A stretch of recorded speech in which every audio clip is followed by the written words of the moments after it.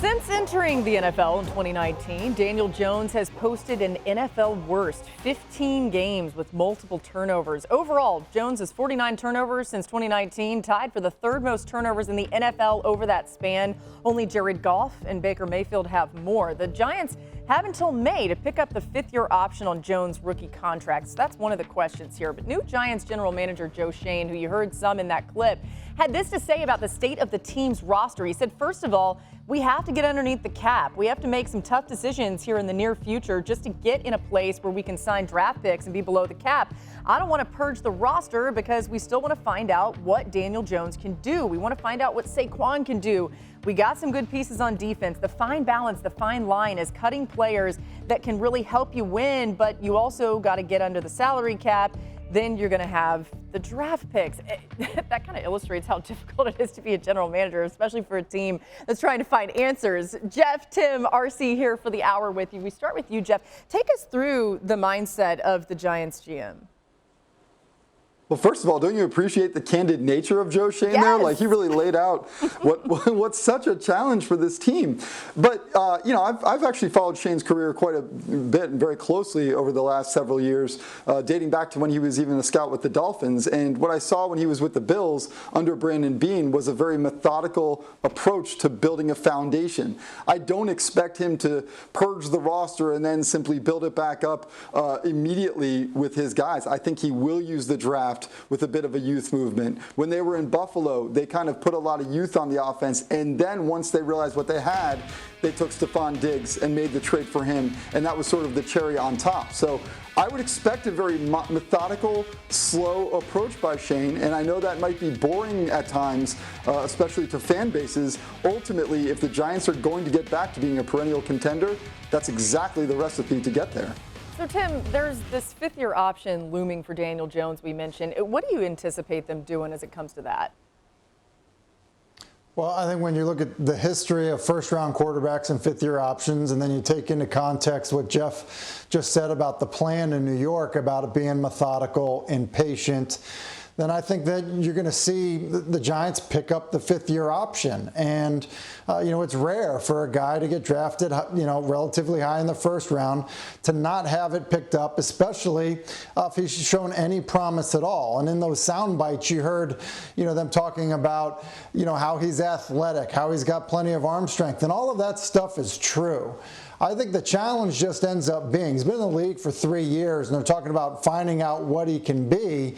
And the reality is I think they just drafted an okay quarterback. And I think the challenge when you draft an okay quarterback is your ceiling is going to be okay.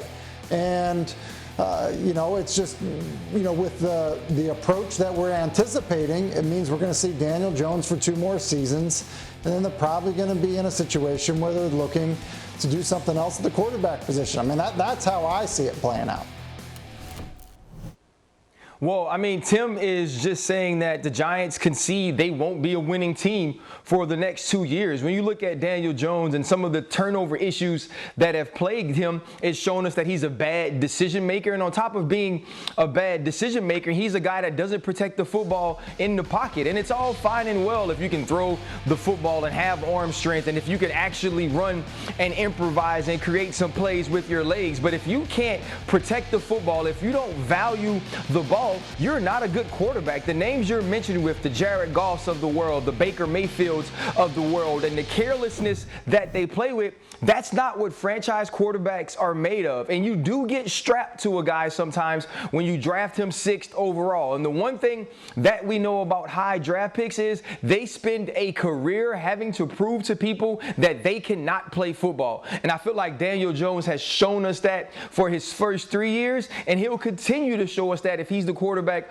of the New York Giants the next 2, and this team will still not be in contention for playoff spots if Daniel Jones is the quarterback of this football team. You know, you heard Schoen mention the draft, and it seems like he's really focused on that, as he should be. The Giants actually have a pair of top 10 picks, 9 total picks in the draft, so an opportunity to really rebuild or build a core young nucleus. But when you think about Ryan Saquon and even him being mentioned in all of this, he's been injured, right? He hasn't had necessarily the fairest shake so far. What would you do with him? What do you think the Giants should do?